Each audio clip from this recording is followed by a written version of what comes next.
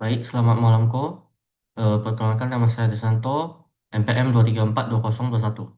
Pada kesempatan kali ini saya akan membuat video tentang tutorial menguji data menggunakan Smart PLS karena model penelitian saya itu yaitu berupa pengukuran menggunakan kuesioner. Nah, sebelum kita menggunakan Smart PLS, kita perlu menyiapkan data-data yang telah kita kumpulkan dari kuesioner. Contohnya seperti ini. Di sini saya menggunakan 23 indikator dan jumlah responden sebesar 249. Nah, data Excel ini harus kita ekspor menjadi file XML agar bisa dipakai di aplikasi Smart BLS. Nah, pada aplikasi Smart BLS, tampilannya akan seperti ini. Kita akan mulai dengan menggunakan new project. Ini saya beri contoh.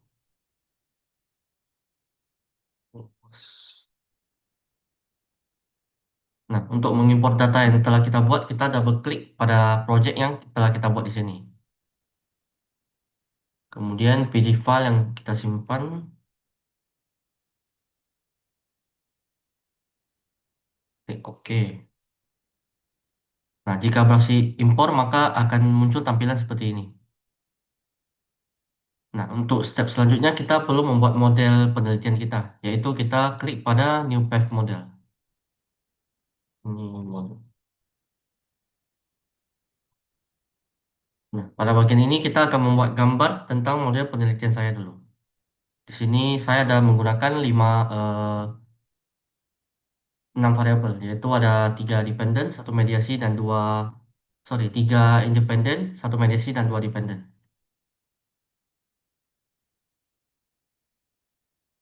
Independen pertama yaitu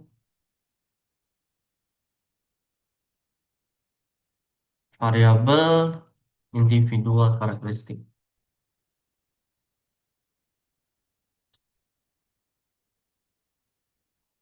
Oke, kemudian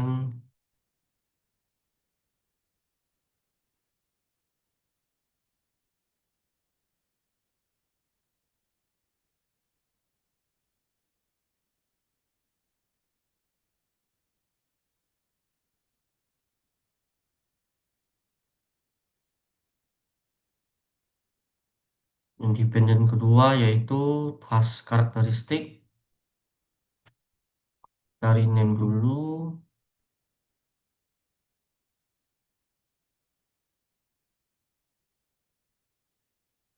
dan independen ketiga saya yaitu teknologi karakteristik.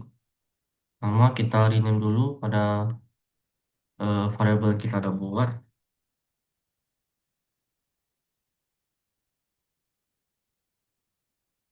Kemudian ada variabel mediasi saya yaitu task technology fit dari name terlebih dahulu.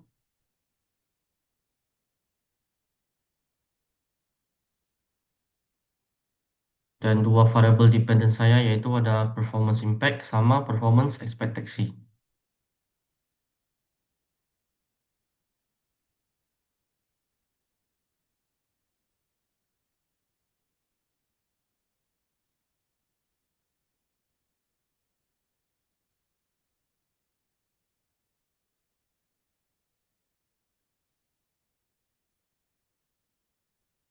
Nah, ketika semua variabel kita udah buat, sekarang kita harus connect dari variabel satu ke yang lain. Dengan cara klik connect pada sini, kita tarik dari satu variabel ke variabel lain. Di sini saya tarik variabel independen ke mediasi,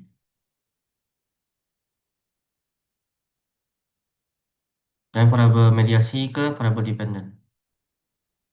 Nah, setelah semuanya telah terconnect, dia warnanya akan otomatis berubah menjadi warna biru. Oke, jadi dari model penelitian ini, saya sudah bisa gunakan untuk menguji data saya. Nah, untuk yang pengujian pertama, kita akan menguji outer modelnya, yaitu dari validitas convergent. Yang pertama yaitu tentang loading factor.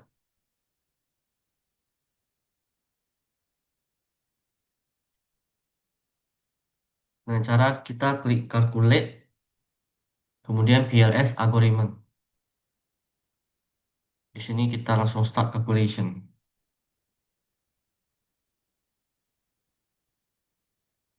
Oke, udah ada di tampilan sini. Untuk menghitung, kita untuk menguji validitas konvergen yaitu learning factor, kita boleh ke tampilan ini, kemudian kita pilih yang outer loadings. Nah, tampilan ini kita akan copy ke Excel. Hasilnya akan seperti ini. Dari sini kita bisa lihat, bisa kita analisa bahwa auto loading semuanya lebih besar dari 0,6. Sehingga semua angka loading factor ini kita bisa simpulkan bahwa semua indikator ini dapat dipakai. Tidak ada yang perlu kita eliminasi. Kemudian tes yang kedua yaitu kita menghitung average variance expected atau AVE. Nah, di sini kita balik ke tampilan sini, kita pilih yang construct reliability and validity. Nah, angka ini akan kita copy dan kita paste ke Excel. Nah, setelah kita analisa, kita bisa menyimpulkan bahwa AVE ini semua lebih besar dari 0,5. Nilai AVE untuk individual karakteristik, task karakteristik, teknologi karakteristik, task technology fit, performance impact, performance ekspektasi sudah lebih besar dari 0,5.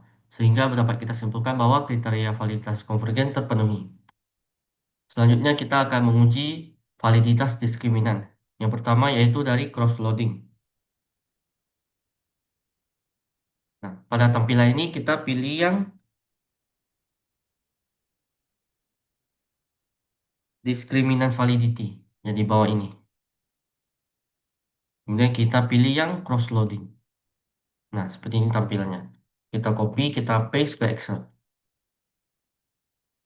Nah, yang kita lihat itu yaitu angka-angka yang berhubungan. Contohnya individual karakteristik dengan individual karakteristik, performa ekspektasi dengan performa ekspektasi.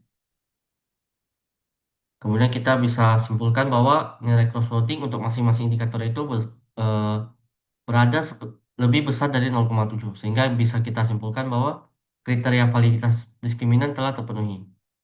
Kemudian kedua yaitu kita menguji Funnel Lacker Criterion. Nah, caranya sama, kita pilih yang diskriminan validity, kita pilih yang Funnel Lacker. Maka ini juga kita copy ke Excel. Nah, dari sini kita bisa lihat bahwa nilai korelasi variabel individual karakteristik sebesar 0,797. Kemudian korelasi variabel individu karakteristik dan variabel lain seperti PE, PI, TC, TTF, dan TEK hasilnya harus lebih kecil dari 0,797 ini. Sehingga kita bisa simpulkan bahwa kriteria validitas diskriminan terpenuhi juga.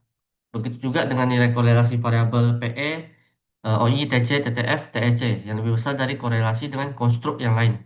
Sehingga kriteria validitas diskriminan terpenuhi. Kemudian ketiga yaitu kita menguji HTMT rasio.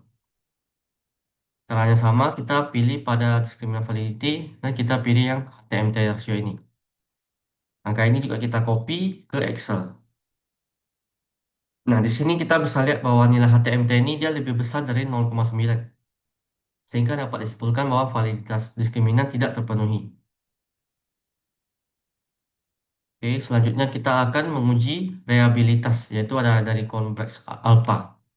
Yaitu kita balik ke tampilan Smart PLS-nya, kita pilih construct reliability dan validity. Pilih yang Chrome Batch Alpha.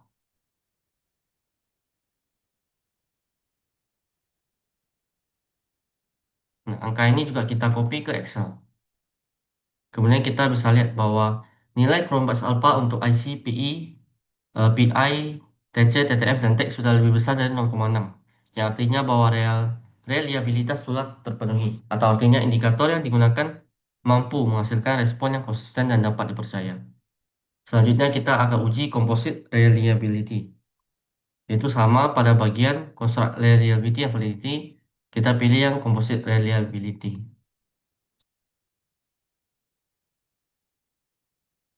Nah, hasilnya sama, kita juga dapat simpulkan bahwa nilai composite reliability untuk IC, PE, PI, TC, TTF, dan TEK sudah lebih besar dari 0,6, yang artinya reliabilitas terpenuhi.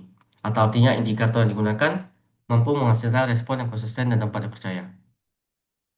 Setelah itu kita akan menguji inner model analysis model struktural. yaitu dari yang direct effects. Nah, caranya gimana? Caranya kita balik ke tampilan Smart PLS. Ini kita tutup dulu ke bagian calculate, kemudian bootstrapping. Nah, di sini kita bisa masukin untuk subsampelnya biasanya kami gunakan 1000 dan amount resultnya pakai yang complete. Kemudian to tab. Baru kita start calculation. Ini akan membutuhkan waktu sebentar.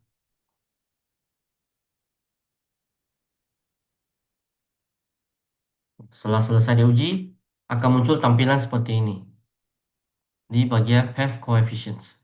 Nah, angka ini kita dapat copy ke Excel. Dari sini bisa kita lihat bahwa ada 5 hipotesis yang bersifat direct. Contohnya dari hipotesis yang pertama, individual karakteristik berpengaruh signifikan positif terhadap task technology fit. Nah, ini hipotesis yang ada di dalam penelitian metodologi penelitian saya.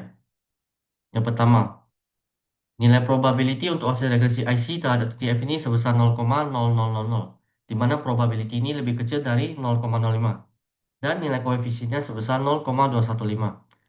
Artinya individu karakteristik memang berpengaruh sangat signifikan positif terhadap tes dan uji fit. Oleh karena itu, H1 terbukti. Begitu juga untuk hipotesis saya yang kedua, yaitu task karakteristik berpengaruh signifikan positif terhadap task technology fit.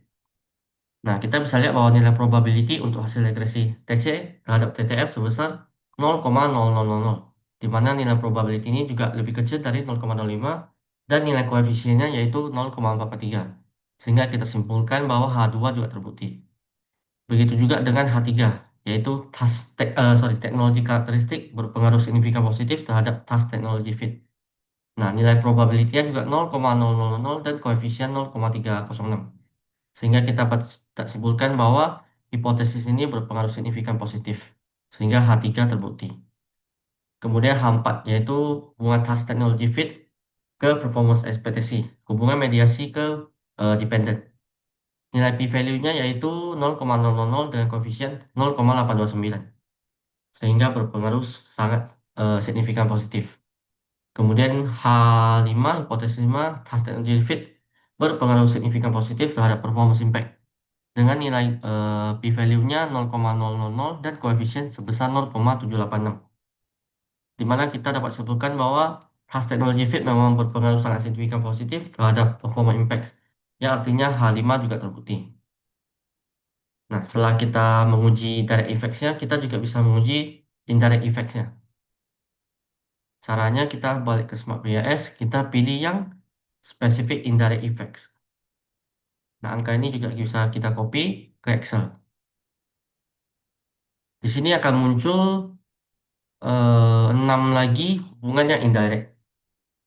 Dari individu karakteristik ke TTF ke PE, TC ke TTF ke PE, TEC TTF ke PE, IC ke TTF ke PI, TC ke TTF ke PI, TEC ke TTF dan ke PI. Nah, dari keenam ini kita bisa simpulkan bahwa semuanya berpengaruh sangat signifikan karena p-value semuanya berada di 0,0000 dan koefisiennya juga bersifat positif sehingga dapat simpulkan bahwa dari H6 sampai H11 kita dapat simpulkan bahwa hipotesis ini terbukti karena semuanya signifikan positif dengan probability lebih kecil dari 0,05 dan koefisiennya semuanya bersifat positif. Selanjutnya kita akan menguji tentang model fit. Yang pertama dari R-square. Nah, dari sini kita bisa lihat pada quality kriteria kita pilih yang R-square. Nah, angka ini juga bisa kita copy ke Excel. Setelah jadi kita bisa menganalisa. Contohnya yang pertama nih, pengaruh variabel IC, TC, TEC, dan TTF terhadap PE memiliki nilai R-square sebesar 0,688. Artinya dari semua variabel ini bisa menjelaskan variabel dependent ini sebesar 68,8%. Dan sisanya 31,2% ini dia dijelaskan oleh variabel lain. Nah, sesuai dengan kriteria Held et al. Pada 2019, R-square yang lebih besar dari 0,5 menunjukkan hasil prediksi yang dalam kategori moderat. Kemudian kedua, pengaruh variabel IC, TC, TEC, dan TTF terhadap PI itu memiliki nilai R-square sebesar 0,619. Yang artinya bahwa variabel-variabel ini bisa menjelaskan variabel PI sebesar 61,9% dan sisanya 38,1% dijelaskan oleh variabel lain. Nah, sesuai dengan kriteria Head et al. Juga dikategorikan sebagai moderat karena lebih besar dari 0,5. Dan yang ketiga yaitu pengaruh variabel IC, TC, TEC terhadap TTF, yaitu sebesar 0,767. Ya, artinya bahwa variabel independen ini bisa menjelaskan variabel TTF sebesar 76,7% dan sisanya 23,3% dijelaskan oleh variabel lain. Sesuai kriteria ini termasuk yang kategori kuat karena R-square-nya berada di lebih dari 0,75. Nah, selanjutnya kita akan menghitung SRMR. Pertama, kita balik ke Smart PLS, kita pada bagian model fit, pilih yang SRMR. Nah, angka ini kita copy ke Excel. Nah, nilai SRMR semuanya berada di bawah 0,1, sehingga kita dapat simpulkan bahwa model yang dihasilkan fit ini fit atau dan sesuai dengan data. Kemudian kita akan uji goodness of fit. Caranya gimana? Yaitu dari rata-rata AVI kita kalikan dengan rata-rata R-square. Kemudian kita akan kuadratkan.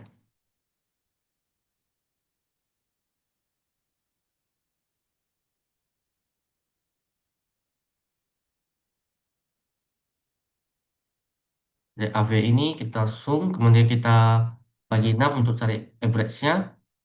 Kemudian R-square-nya juga kita rata-ratakan. Dari kedua ini kita kalikan, kemudian kita akar kuadratkan, yaitu SQRT.